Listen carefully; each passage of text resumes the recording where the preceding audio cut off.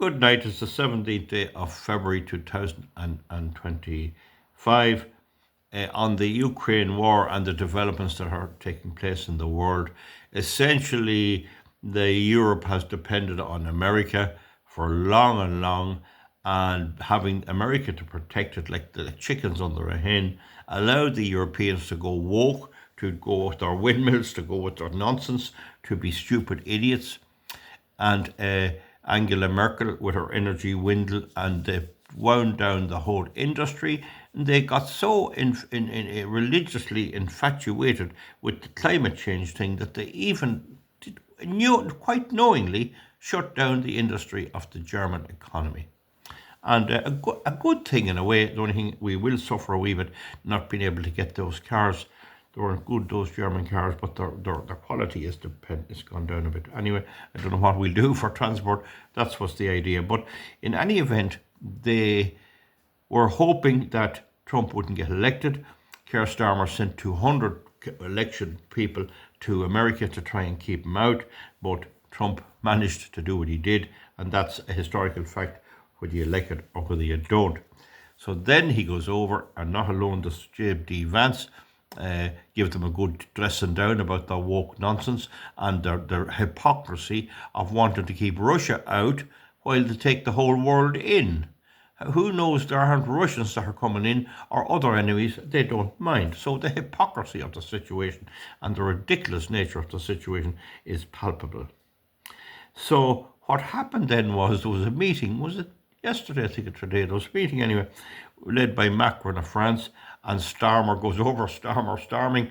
And I was just reading up there, the whole of Europe, if there was a war with Russia in the morning, they couldn't supply ammunition for more than 2 days. So they have no idea about manufacturing or promoting manufacturing. They have regulated everything away. The EU has produced a directive that anyone supplying to them has to provide due diligence and environmental windmills and the whole lot of it, and LGBTQ and diversity, equity, of inclusion and all this. So this is what they're trying to push. The whole thing is collapsing around them. The British economy is in dire straits. They had to take the winter fuel allowance off the people. A Labour government had to do it. Nobody ever asked them before the election, would they do it? Wouldn't you think someone would have said, will you take the winter fuel allowance? If the people, voters, had known that, they mightn't have voted for them. But they managed to get through the election with nobody asking that specific question. So anyway, any event, not only has the way the thing has turned out dire consequences for European Union with Britain in tow, but it has left NATO in a very funny, strange position. Without the United States, NATO would be a peculiar type of thing. Now, Trump hasn't ruled out Zelensky as a possible being involved a little bit. He'll not be allowed much, but he might be a bit. And he is still there, and they probably won't ignore him. But in the end of the day, when Zelensky gets to speak in, and all the property, all the land is going, he is going to be peeved, but he's going to get nowhere. Trump's just going to plough on, and that's what's going to happen. And but Trump doesn't want to negotiate with the EU at all. So they have their meeting today, and they hubbed and bummed, and they have absolutely nothing. Only Ursula von der Leyen and her jewellery. Now, I have made earlier videos, folks, and I got a call today from a person watching my videos, and made the point about the gold and the run on the gold. You know the way I've been making a video to say there's something wrong with the world's gold. It can't be found. Well, it's not fully that way. I've explained it in an earlier video. And this person said, could it be the Ukrainians have gone with it? They've got millions and billions of dollars. And it's known that President Zelensky's wife buys, in one trip to London, I think it was, she bought 2 million in jewellery. And see, jewellery, you know, diamonds are a girl's best friend. Could it be that a big chunk of the money allocated to the Ukraine is gone buying jewellery? And when the markets are demand jewellery, if you're a jeweller producing jewellery and you get an order or you go over to look at it and you sell a bit of jewellery, you have to take out more gold to make more jewellery. So could it be that they've leased out this gold and it's all around the women of the Ukraine and the soldiers and not the soldiers, the high-ranking officers and Zelensky's friends? Could the whole billions be gone into precious metals and diamonds? I'm not sure. I'm only making the point it's quite possible. He has siphoned off all the money. He can't account for most of it. We don't know. That's for another day's work, and there's people paid to fix that. So we have the situation that the woke world, Europe, Canada, is now up against Trump, and the American people are taking no nonsense. They have the power, they have the military. They could beat Putin, certainly, but it would be risk nuclear war. They're not going to do that. It's not going to happen. There'll be some kind of a settlement in which there's going to be some gnashing of teeth by the EU. Some gnashing of teeth. So anyway, my hope, the quicker the collapse, the better. Now, just on another wee matter when I'm going there, the Pope is sick. The Pope Francis is sick. I have no time for him, none whatsoever. I'm a Roman Catholic. I have no time for him. He was a communist always, and he's still a communist. And he's sick, and he had the neck and the cheek to lecture to the American government under Trump about sending home the migrants. Sending home the migrants. They have their own country to go to. What are they coming to America for? Why are our ones coming here? So, I don't know what will happen to him. I don't care. I won't be losing any sleep over him whatsoever when you consider Pope John Paul and the efforts he made to bring freedom to the world, and this Pope Francis and his communist agenda trying to take away our civil rights, our human rights, our rights to free expression. He's no good. He's no good whatsoever. I have no sympathy for him. I won't be praying for him or anything else. So that's just a hard point to make. That's the sad fact. We got to stand up against these communists in all facts. So we're winning slowly. The fact is there's none of this woke stuff in Russia. It doesn't exist in Russia. And then there's another geopolitical point being made. The government of the carry-on of the Biden administration has driven Russia and China together. And America is very worried about that. If Russia and China became very close allies, you'd have a very, very tough opponent. And I think Trump is going to try and separate the two out. I wish him luck with that. I don't think it'll work. He has said, Trump, that the BRICS currencies is dead, that he said he'd put on big fines on them. There's only so much you can do with tariffs.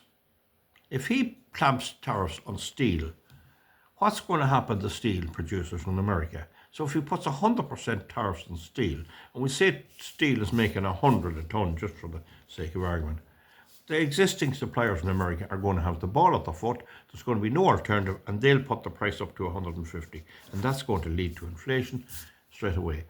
You are better bring them in gradually and have your own industry, give it time to build up and get the existing steelworks working. If the capacity can be found to increase production to make up for the lost production coming in, then the tariffs are a good idea. But if they're not, and I suspect they're not, then the tariffs could be an own goal. They could backfire. Excuse me. So that's the story, folks. There. The EU is livid. They're fit to be tied. And I think that's good. But the other thing I rejoice in big time is the Irish voter is getting kicked. He's getting his arse kicked for him. The British voter that voted for Starmer, they're getting their arse kicked. Silly people. And we have elections coming up in Germany. We'll see what will happen there. If they had any sense, they'd vote for alternative for Germany, and they'd fix this fairly good. But the EU is not the answer to anything. They're a shower of idiots. Imagine you'd fit the British Navy, the British staff of the British Army, and the Royal Air Force in one big football stadium. They have no weapons, no manufacturing capacity. They shut down all the manufacturing for weapons. They shut down all. Germany has no manufacturing capacity. They're relying on Russian gas if they wanted to reinstall and start making their Panzer tanks and their guns and all the rest again. Making explosives and all that is hugely energy demanding. They shut it all down You will not defend yourself without fossil fuel under any circumstances. And if they think that they will, they're making a big mistake.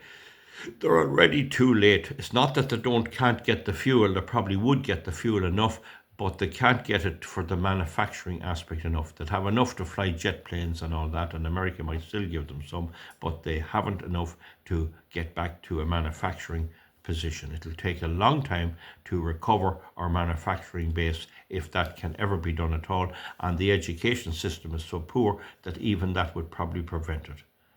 So you can't just turn the tap on with manufacturing, bringing people into work and having the horns blowing and all this. You can't do that in any economy.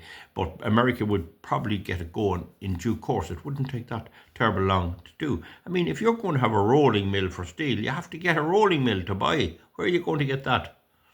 Where are you going to get the furnaces? See, it's not easy setting up that once you let it go. It should never have been let go. Now, another point that's been brought to my attention all the time by people who watch my channel is this thing about migration and an element of migration. We know that what the left wing want is a uni-party state with no opposition.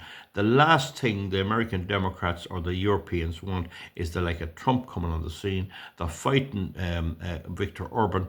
They've cancelled the election in Romania of the president, and they're trying to fight what they call the right wing all the time. But by bringing in migrants, they're hoping that they will be able to have them on the dole and get their vote. And this is big time in America now. They're finding that Elon Musk discovered that the payments to people in social welfare exceed the American population. So who's getting that? So you can see there's a whole racket there, and that's part of the reason. The migration is a desperate attempt to create the uni-party, the single-party state with all these people and mayhem everywhere. And that's why it's so urgent, and it really is a much bigger war.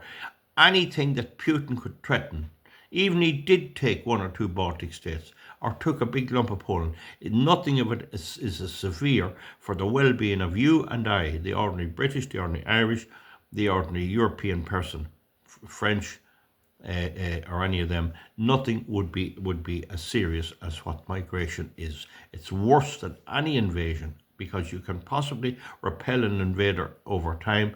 A lot of the invasions that took out through history were repelled, but you can't get over the replacement of your population. The Native Americans discovered that fact, and they'll never get the white man out of their lands because they're in such numbers that they couldn't be got out. And that's the vicious plan of the left in this debate. This craving, of course, exists in Ireland, where there are 10 and 12,000 a year getting citizenship here. People who come in illegally. They're not people who apply and come in properly. They come in illegally, and they're processed here. And there's neither head nor tail on that. And that has this effect again, that those people are expected to vote for the existing political parties. So that's the situation. With that type of a state, with no auditing of state functions, state departments or anything else. Some of them never audited. Some of the American military organizations were never audited. Nobody knows where the money is going or what's happening. Nobody knows anything. And this is what Trump is trying to bring back, and this is what they're resisting here. This is why we can't get to the bottom of what's going on, because essentially the whole thing is one big fake corrupt situation. And I think the energy is just part of it. The government is saying, we'll keep the money to you some way, you keep it going. And as they do, the like of Putin comes along and he sees their weakness, and he presents them with a threat. And they're afraid of their lives. They're in a right hole. It's the only way is keep them under pressure, as Jack Charlton said. But the danger is that our Fianna Fáil and Fine Gael will pull us into a military alliance in which our unfortunate boys and girls will have to go out and fight for these people. I hope not. Good luck, folks. We'll see you back. Comment underneath in this as events take place all around us. And we'll see you back for something else. Good luck. Thank you very much. Bye.